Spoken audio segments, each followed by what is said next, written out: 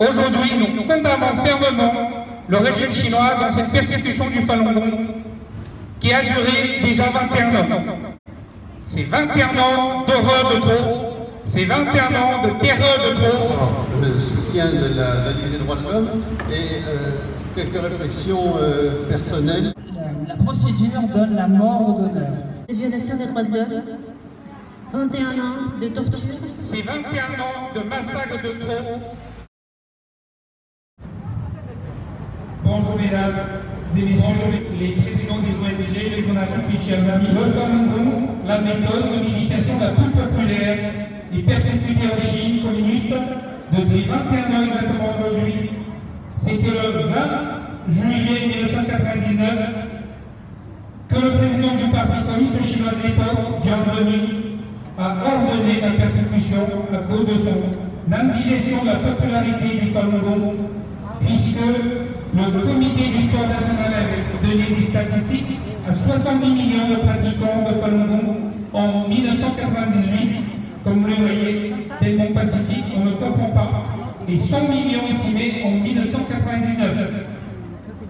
Au moment de cette terrible persécution de la Gestapo chinoise pour arriver à ses fins, comme dans tout. Les Tibétains sont des terroristes en suivant le Dalai Lama. Les étudiants tués sur la place Tiananmen sont des anti-révolutionnaires. Les démocrates hongkongais et les manifestants pacifiques sont des terroristes qui troublent la stabilité de Hong Kong. Il n'y a que le régime communiste chinois qui tue, qui terrorise, qui ment, qui viole, qui vole, qui calomnie et qui diffame son peuple, et le meilleur parti communiste chinois qui rend soi-disant le service au peuple. Voilà, c'est ça qu'il rend comme service. Je profite ici aussi de donner quelques indications qui ne sont plus des secrets pour certains, au cas où je les donne. Attention aux instituts Confucius qui n'ont rien de Confucius. Même moi particulièrement, quand j'étais en Chine à l'école, on ne cessait pas de critiquer Confucius. Donc bien sûr, il n'y a rien de Confucius dans les instituts Confucius installés en France, dans le seul but d'infiltrer, voilà, et de faire des lavages de cerveau français. Au téléphone Huawei, voilà qu'on parle très souvent, et à la 5G, attention, on va être contrôlé. La fameuse fondation France-Chine à Paris est créée uniquement dans le but de corrompre la société française, surtout la haute sphère politique. Vous y allez voir, et nous recevons souvent même des mails d'attaque et d'intimidation. Après vérification des professionnels, on a vu qu'ils viennent de l'entreprise Alibaba en Chine. Enfin, je finis sur une histoire qui pourrait illustrer le réveil des consciences. Ces derniers temps, les Hongkongais ont demandé pardon aux pratiquants de Falun Gong. Ils disaient qu'ils n'ont pas cru du tout à tout ce que les Falun Gong ont dénoncé depuis le début à propos des crimes commis par le régime à travers nos manifestations sur Hong Kong. Avec le temps, les Hongkongais se sont rendus compte que tout ce que les Falun Gong dénoncent est vrai. Et donc, ils disent aujourd'hui qu'ils sont vraiment désolés de ne pas nous avoir cru pendant longtemps et qu'ils auraient dû se rendre compte plus tôt, car aujourd'hui, la tragédie arrive directement sur eux. Enfin, nous espérons que nos amis français, et européens vont se réveiller plutôt que les Hongkongais. Vous voyez que le coronavirus est bien arrivé chez nous, en Europe, suite à la mauvaise gestion du régime chinois. Nous avons bien peur que cette mauvaise gestion est volontaire. Au lieu de tirer une bombe biologique dans tous les pays du monde, le régime chinois a su faire transporter le coronavirus au moyen d'une masse humaine en voyage dans les pays étrangers. Au moment où cette masse humaine contaminée, qui n'avaient pas le droit d'aller dans les autres régions chinoises, mais on les laisse voyager à l'étranger. Donc c'est douteux.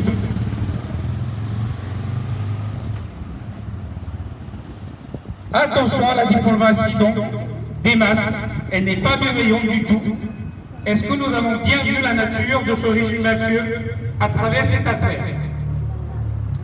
Depuis 2006, que nous avons énormément dénoncé les graves problèmes du trafic d'organes prélevés sur les pratiquants de Falun Gong, qui sont les Falun Gong, ben voyez, c'est des gens qui pratiquent comme voilà, le tai chi, les exercices traditionnels.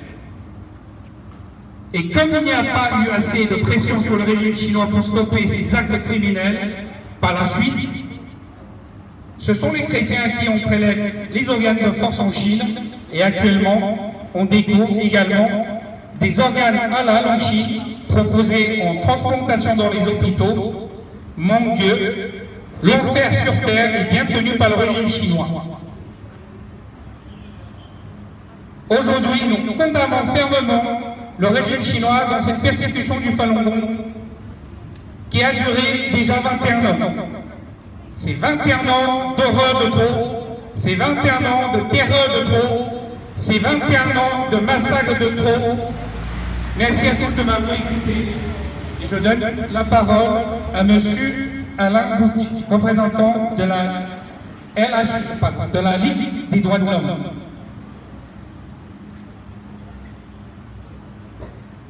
Bonjour, je vais vous apporter d'abord le soutien de la Ligue des droits de l'homme et quelques réflexions personnelles et qui sont plus d'ordre politique, bien entendu, que religieux. Mais d'abord, je vais me référer aux trois principes directeurs de la vérité,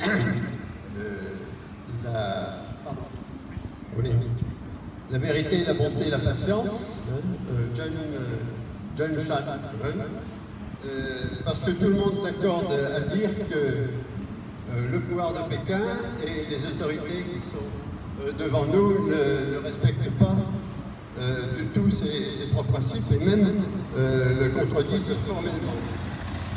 Du point de vue de l'authenticité et de la vérité, ce pouvoir qui n'est pas choisi par le peuple, qui se refuse à toute élection libre, ne mérite pas évidemment ce titre de représentant du peuple. En ce qui concerne la bienveillance, hélas, les amis du Falun Gong savent très bien avec quelle férocité on les traite. Quant à la tolérance, il est évident aussi que ce parti totalitaire ne supporte absolument aucun pouvoir, aucun courant de pensée qui soit concurrent. Il ne suffit pas qu'on se réfère à des valeurs extérieures aux siennes et qui éventuellement pourraient être supérieures aux siennes. Ça, c'est le propre d'un régime totalitaire et par définition, il ne tolère aucun courant de pensée concurrent. Il veut, et on le voit de plus en plus depuis 5 ans, que la presse, les tribunaux, la police, l'enseignement, les écrivains contribuent à le soutenir et à le justifier. Ce monopole de pouvoir, cet accaparement du pouvoir répressif, il n'a fait que se renforcer depuis 8 ans avec la nouvelle présidence du parti. Maintenant, à propos du Falun Gong, la résistance à la répression du Falun Gong a une portée générale, selon moi. Au-delà du territoire chinois, mais aussi pratiquement chaque jour, comme j'ai pu le voir il y a 2 ans dans les grandes cités de Taïwan, où il y a presque en permanence des manifestations de Falun Gong, d'une manière d'ailleurs parfaitement pacifique et bienveillante. La résistance du Falun Gong à l'oppression a d'autant plus de valeur que le champ du totalitarisme ne cesse, selon moi, de s'élargir. La répression intérieure des religions, quelles qu'elles soient, répression de l'opposition politique démocratique, répression des cultures différentes, de Mongolie, de Tibet, du Xinjiang. Elle s'étend désormais maintenant au Hong Kong, comme l'a dit les manifestants sont traités de terroristes, et terroristes, selon le quotidien du peuple,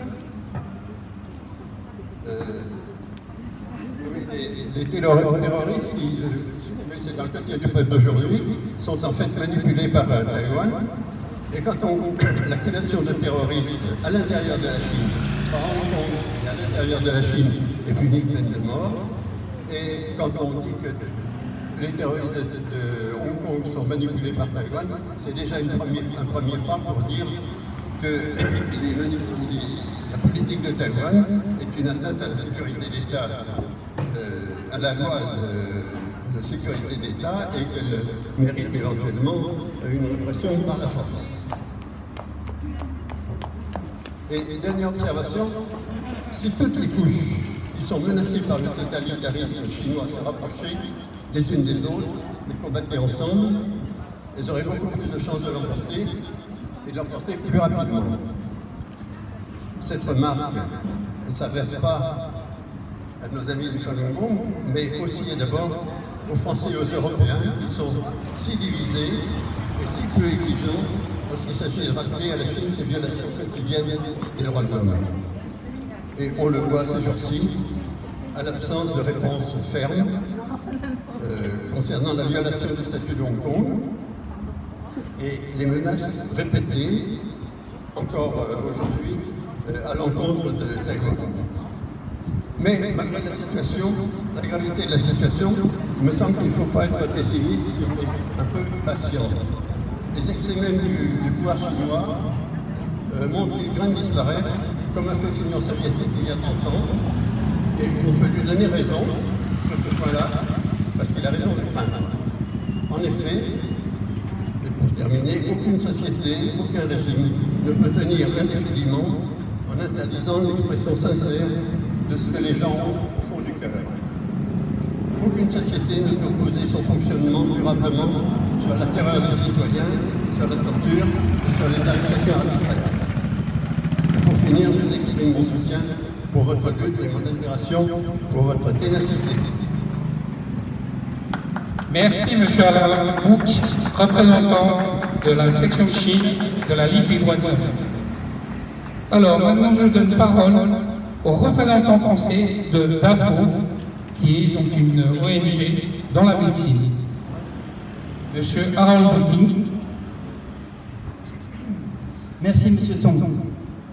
Je remercie l'association Falun Dafa France de nous avoir invités à cette manifestation annuelle. Il est important de dénoncer à toute occasion les actes illégaux et non éthiques de l'État chinois, souvent passés sous silence. C'est seulement aujourd'hui, à cause de la pandémie du Covid-19, que le monde commence à prendre conscience de l'étendue des crimes du gouvernement chinois et d'entrevoir combien le manque de réaction de la communauté internationale a coûté la vie aux citoyens et au personnel médical à travers le monde entier. La France, en tant que vieille amie de la Chine, n'a pas été plus prévenue de la gravité du Covid que les autres pays par l'État chinois. Qu'est-ce que cela veut dire pour les relations France-Chine? À qui apporte-t-elle les bénéfices? La diplomatie des masques a aussi été appliquée à la France, cette vieille amie. Pour les pratiquants de Falun Gong, le 20 juillet 1999 représente le début de la persécution, des camps de concentration, du lavage du cerveau, des viols, de la torture, la mort par la torture et les prélèvements forcés d'organes, initiés par Jiang Zemin, ancien secrétaire général du Parti communiste chinois. Et pour nous, médecins contre les prélèvements forcés d'organes, le 20 juillet 1999 a aussi une autre signification. Après 14 ans de recherche et de publications sur l'industrie de transplantation chinoise, le 20 juillet 1999 représente l'initiation d'un plan de contrôle social qui n'a jamais abouti et en seulement quelques mois a basculé le 30 novembre 1999 en plan d'éradication nationale. Jiang Zemin et les dirigeants du bureau 610, la Gestapo chinoise, ont utilisé toutes les méthodes de la guerre hors limite sur plus de 20 ans pour éradiquer silencieusement les pratiquants de Falun Gong en utilisant le génocide froid comme moyen pour détruire leurs croyances, intimider leurs familles, leurs amis, leurs employeurs et toute la société chinoise. En se basant sur les horreurs perpétrées par les nazis et les médecins nazis, le gouvernement chinois est allé à l'extrême. Il a proposé au monde l'utilisation des prisonniers condamnés à mort et les prisonniers de conscience pour l'expérimentation médicale et pharmaceutique. Il propose des transplantations d'organes frais avec des temps d'attente impossibles pour tous les autres pays. Mais ils ont voulu aller beaucoup plus loin avec leur plan, parfaitement organisé. Ils ont mis en place une méthode pour systématiquement nier, dissimuler et désinformer sur leurs crimes pour non seulement impliquer le monde, mais aussi en profiter financièrement. Chez DAFO, nous avons nommé cette méthodologie le protocole de déception que vous trouverez sur notre site internet dans notre rapport, notre dernier rapport, Démasquer la pandémie du Covid-19. Le gouvernement chinois, en autorisant les magistrats et les prisons, a proposé aux hôpitaux chinois les prisonniers de conscience comme source d'organes. Ils ont impliqué tout le système juridique et carcéral chinois. En autorisant les hôpitaux à proposer des greffes aux riches chinois et aux patients aisés du monde entier, ils ont impliqué les chirurgiens chinois à racheter leur silence. En invitant les chirurgiens à donner des formations chirurgicales et à développer des programmes médicaux et pharmaceutiques. Ils ont impliqué les équipes soignantes et leurs chercheurs du monde entier et inversé les valeurs de la médecine et de l'éthique en tuant des gens en bonne santé pour soigner les gens malades. En proposant aux patients du monde des greffes d'organes frais avec des temps d'attente de seulement quelques semaines, ils ont rendu les autres pays coupables de pousser la demande d'organes pour l'industrie de transplantation chinoise qui, actuellement, est estimée à une valeur de plusieurs dizaines de milliards de dollars. Je vais vous donner un exemple de l'hôpital Tianjin, le géant de la transplantation en Chine, qui compte depuis 2017 2000 lits dédiés à la transplantation. Cet hôpital a un taux d'occupation pour ce service de transplantation de 86% et pour la transplantation rénale et hépatique, un taux de 90%.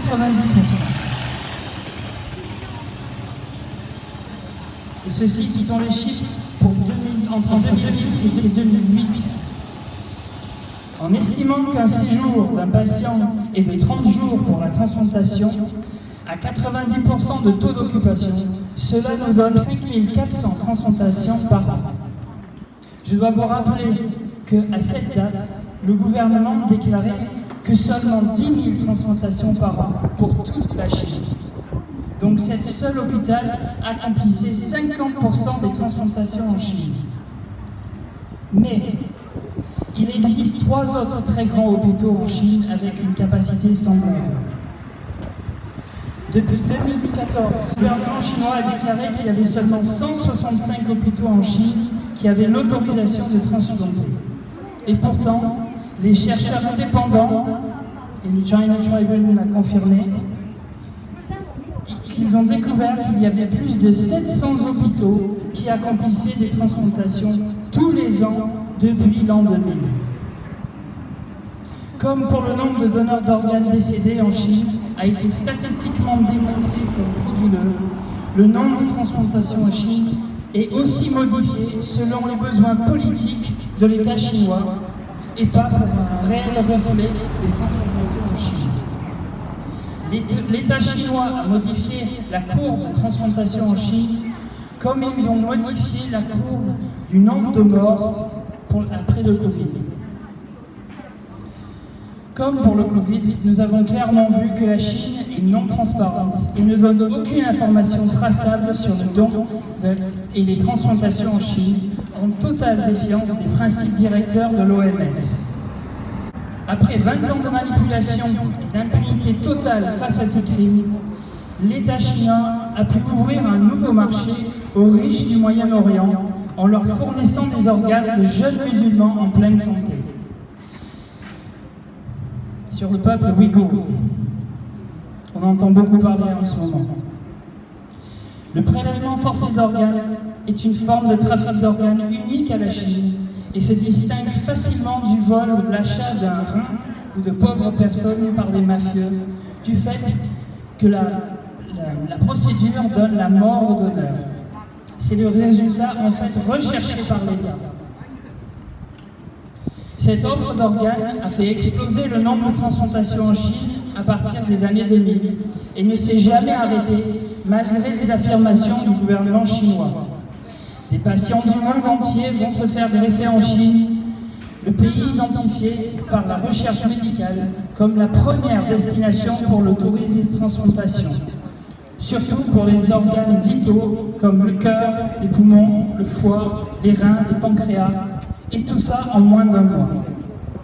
Ces patients désespérés dont profite l'État chinois ont simplement à compléter un formulaire, envoyer la somme demandée et prendre rendez-vous qui leur convienne pour leur greffe.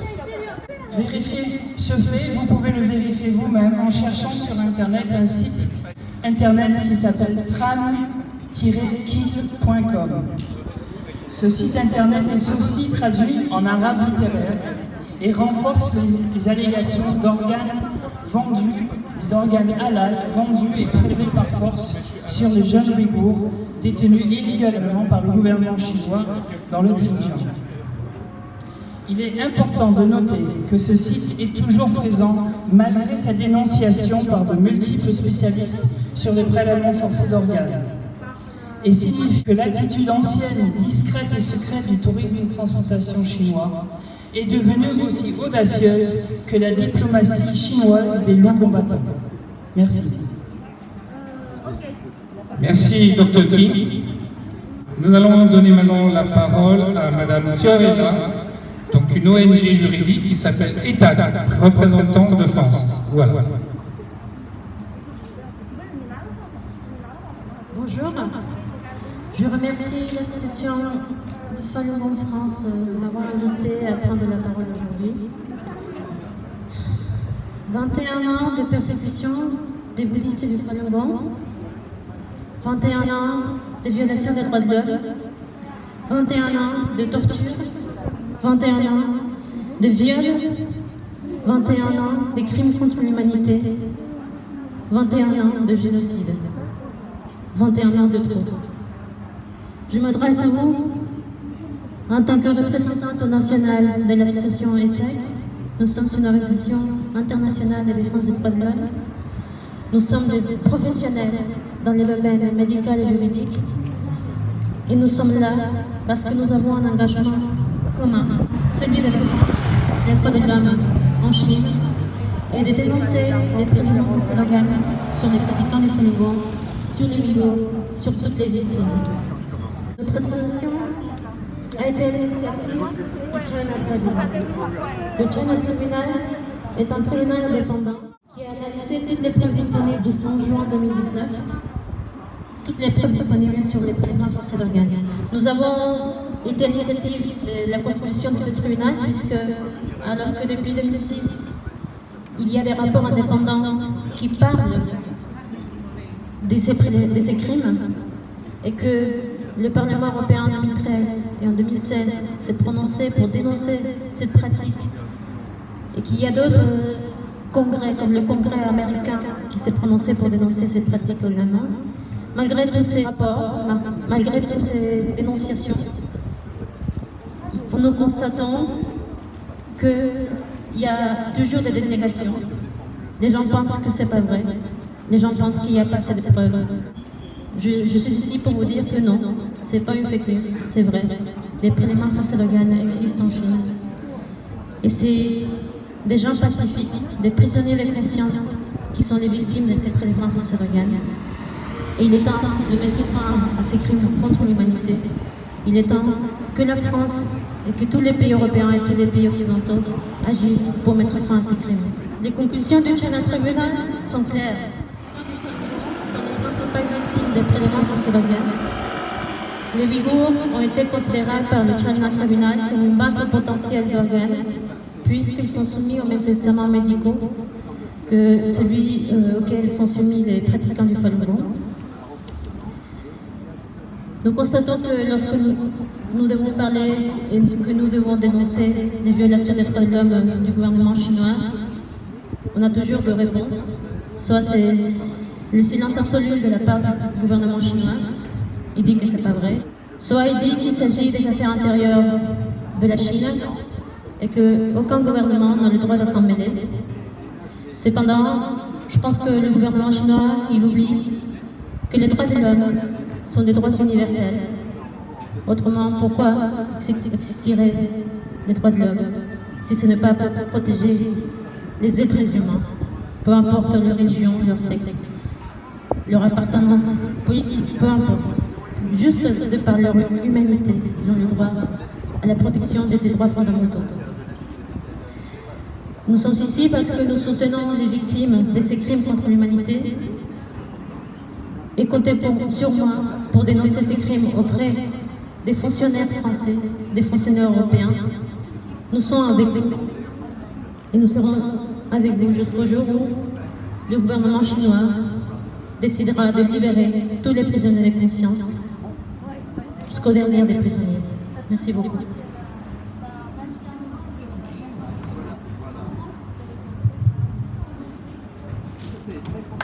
Merci Madame Norma Furela, donc représentant d'ETAC France. Bon, alors on va se poser un peu et puis on va continuer l'exercice et en attendant d'autres reporters qui arrivent.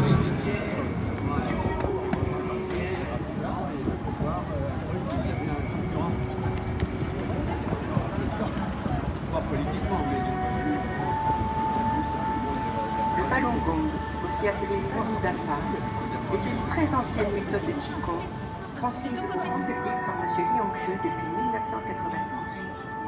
La particularité de cette méthode est de revenir à la source des enseignements du Qigong en recherchant simultanément le développement physique et spirituel. Elle vise à garder le corps en bonne santé et éveiller la conscience au maintien d'une bonne moralité.